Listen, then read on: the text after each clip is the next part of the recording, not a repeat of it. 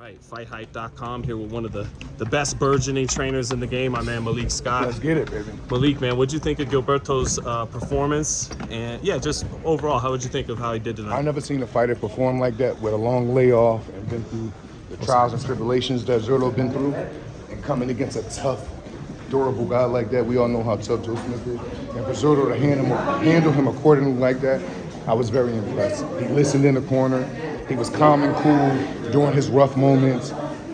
And the champions in his weight division, I really think that's a year off Zurdo right there. Mm-hmm. That's a year off Zurdo. Mm-hmm. I've been through a tough training camp, tons of trials and tribulations.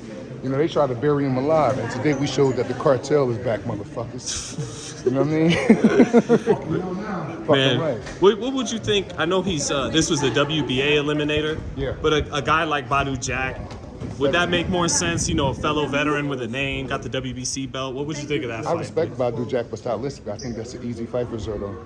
Because Badu is on the second half, if I'm not mistaken, of his career. Mm-hmm. And he going against a motivated Zurdo, you know, that has a great chin, a great output of punches. He got a hell of a team behind him. I just, you know, the sky's the limit for Zurdo. It just depends on how far he want to take it. Well, it was in the Bivol fight, you know, kind of early it felt like he got gassed and wasn't at his best. Like, you know, didn't fight his best fight. Do you feel like you're bringing something out of him that brings more hunger and sense of urgency with him now? I think Coach Julian, who was his trainer, and myself, we make a great team, and I think we both did a good job at that this training camp. Look, Coach Julian has done an incredible job with him, not just this fight, but the fights before.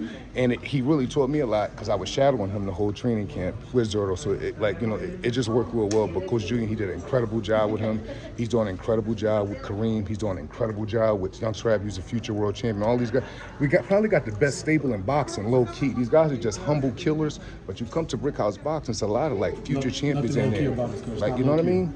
It's like a lot. Like, it's It's just. It's a serious situation over there, man. It's a serious How was he able to come back from the bombs every time? I feel like most fighters wouldn't be standing with some of the right hands, but he came back and hurt him in some of the rounds. Yeah, and he was calm and cool under those situations. He just was on tonight. His reflexes was better than I thought they was going to be early on. Me and Coach Josue and Julian, we were so big on him staying alert at the beginning of the fight. He did beyond that. The first round really set the tempo of it. He could have beat Joe Smith with just his left hand alone, but Zurdo is a Mexican. He wants to get at it. Mm-hmm. I don't know no Mexican with his style, with his size, with his long limbs that has his footwork and angles and stuff like that. He's an incredible fighter, man. This was after a year late. This was after a year, and he looked like that against a very, very beyond credible opponent. So I'm impressed. I'm happy. I could breathe a little bit better now because the heat was on. The heat was on. Coach Julian couldn't be here. I had to take on the job and shadow him for about 5 or 6 weeks. And not only did I shadow him, Coach Julian was so non-insecure that he actually not just had me around, but he brought me on. We spoke the boxing language together. We knew exactly what Zurdo had to do for this fight. And something that was very touching the other day, he told me, he said, Malik, I wouldn't want nobody in my place but you. That right there just gave me so much more motivation. And it was a good thing. I'm happy he won tonight, man. I really am, because Zurdo deserved it. He deserved it, especially after not making weight the last fight. He lost to Bivol, and, you know, people kind of try to bury him alive, how boxing go. But he came back strong, man. He listened to everything I told him to do in the corner. At times, he could have made things a little bit more easier. But he did a great job tonight, a great job. I'm proud of him. You've been very deferential to Coach Julian, giving him a lot of props for the performance Zurdo had tonight. Absolutely. But how much fun are you having spreading your wings in the training sphere now? Tons. And then even in this, it was times that, you know, just me and Zurdo were just working. Julian would be with other fighters. It's not like every single session it was Julian there. Like, Julian trusts me. He trusts my knowledge. He trusts my experience, my longevity in the game. So he was very confident with me being in the corner and taking on a head trainer as a job. So me and Zurdo, we had a lot of fun in camp together. He listened to me. He wanted me there. Not just wanted me there, he demanded for me to teach him at a high level. And that was very impressive to me too, because a lot of guys are just cool with certain trainers being in their corner. No. He was cool when things wasn't going right in sparring. I'd get in the ring and yell at him and make him do certain things correctly. After that, he would say, thank you, I need that, man. He allowed me to be me. And if any fighter in the world allowed me to be myself with him, that's just the reward you'll get for having Malik Scott in your corner. That is for sure you're going to leave learning or knowing more than you came to me with. That's my gift. My gift is I give fighters options. If you come to me and you know how to do one thing, by the time you leave me, you're gonna know how to do 10 things. I'm gonna give you tons of options.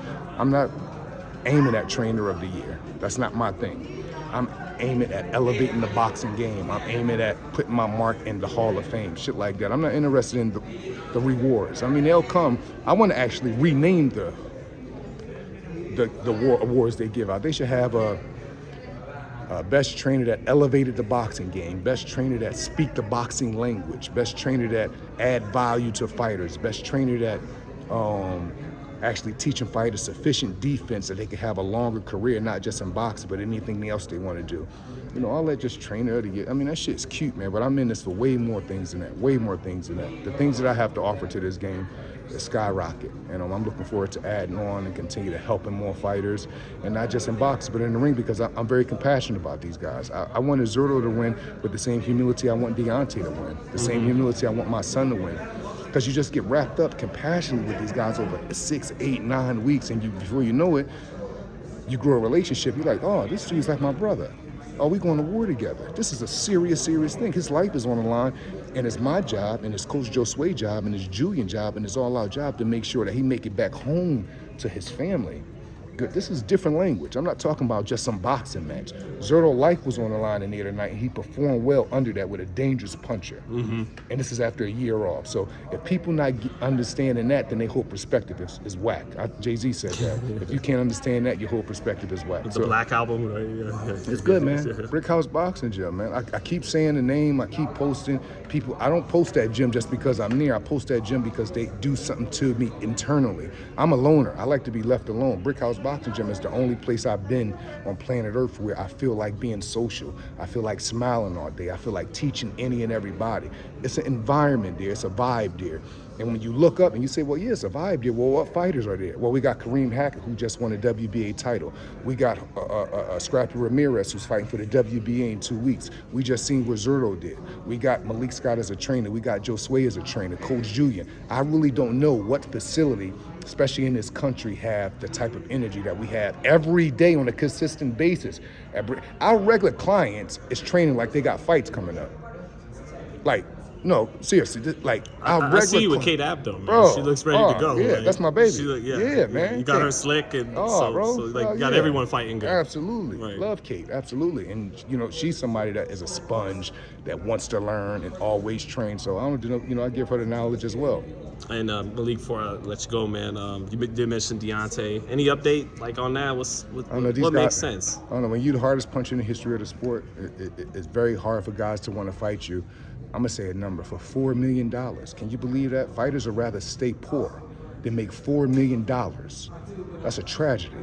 They'd rather ask for 15 or 20, knowing it's not on the table. They knowing this money's not on the table for them, but they'd rather ask for that. It's insane, man. And the $4 million is probably coming with pay-per-view upside or absolutely. something on you top, know it do. Right, you know it do. Right. But they still, you got to understand it because their life is on the line. It really is. And Deontay, he's just one of those fighters that he literally can, cut your switch off completely with one shot. And that's something that most fighters don't want to face. They don't want to face that specimen. They rather talk like it and draw attention to their name from it. But do they really want to fight him? Because Ortiz really wanted to fight him. That's why he fought him twice. Ortiz really thought he could beat him. That's why he fought him. Tyson Fury really thought he could beat him. That's why he won the fights he won with him. You get what I'm trying to say? So we know the ones that really want to fight Deontay and the ones that's trying to have their name attached to his, so they could bring in more commercial, more marketing to themselves and their brand. We're not interested in that, I just want him to fight, man. I'm so frustrated. He's my brother. I love him. And to me, out of all this shit, he's the one that's not benefiting from it because he's at the inactivity. Yeah. Inactivity. Do you feel, who do you think is less, more likely to come to the table and really fight, AJ or Ruiz? Ruiz probably at this point. AJ is cool. AJ is cool if he go his whole career without fighting Deontay. He don't really mind it. You don't see him fighting forward. Is it more Eddie or is it AJ? Bro, it's the fighters at the end of the point. I don't care what Shelley and Al Heyman is saying. You see Deontay out there calling fighters out. Like some of this, you have to take some of this from yourself. Like, bro, it wasn't Clubber Lang trainer in Rocky 3 saying, I'm gonna get you. It was Clubber Lang It wasn't Muhammad Ali. It wasn't Angelo Dundee chasing down fighters. It was Muhammad Ali.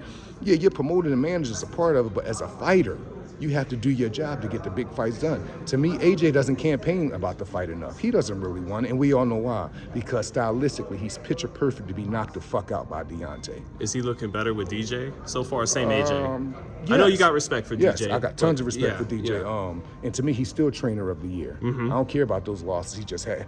This is how boxing humans are. You ready for this? Scumbagish. They praising Derrick James Monday. Yeah. He lose to the 2 best pound-for-pound fighters Thursday, and guess what they're saying? Man, you need to get rid of him. How do you even think like that? So what y'all thought he was just gonna stay undefeated the whole time? That's not logical. That's boxing fans, though. It's not really boxing fans, that's humans. They're very fickle, and you gotta treat them accordingly, because if not, you'll get caught up in so much of the hoopla of them. In this game, you cannot get caught up in the opinions of human beings. You just can't. I say it all the time. You gotta ostracize the opinions of human beings and live your life to the best. And I ain't even talking about as a boxing coach. I'm talking about when I leave the boxing gym, I'm still who I am. Like I don't put like how I'm talking to you is how I talk to him or any. I am who I am, and I'm satisfied with that. A lot of people in boxing or in life, they're just not really satisfied who they are. That's why you see the energy of them change when they're talking to different people. Everybody, I give my respect first. I don't wait for respect. I give it first because I know if you disrespect me, what I'm about to do to you, you deserve it because I gave you my respect first. I'm always looking for a reason. So, man, it is what it is, man. I'm very frustrated about the Deontay thing. Usually got that hat on I love, or is a hat or a shirt that says, if you heard some bullshit about me, believe that shit and leave me the fuck alone. Absolutely. Yeah. Absolutely, man. So, I haven't seen you in a while, man. You still looking good, brother. Yeah, still man, striving. I'm not. Have you been on the Porter show still, or what's the? Unfortunately, not, man. It's been, I haven't been able to, but those are my guys. I love them. Okay, nothing personal. I gotta find out your fee, man, because I see Kate in the gym, and I'm like, how, does Malik have time? How much would I have to pay? Kate get like my extra time. I know. I'm already knowing that, so I'm like, is there any way I could get in the biz with Malik? Come on down, because you gotta come to Brick House Boxing. And if not, the beauty in this though, we gonna say if I'm training so many people and I can't get to anybody I send you to, as far as my guys in here that's training, they teaching you with the same humility, the same, bro. It's heaven on earth at that gym, bro. I'm surrounded, bro. I cannot lose in this game. It's humanly impossible. I have Joe Goosen on speed dial. I got Coach Julian, I'm next to every day. I got Coach Joe Sway that I'm just next to every day. I have Fred Jenkins on speed dial. I got memories of tons of information Emmanuel Stewart taught me as coming up. Lennox Lewis, Bernard, bro, I'm a gym, bro.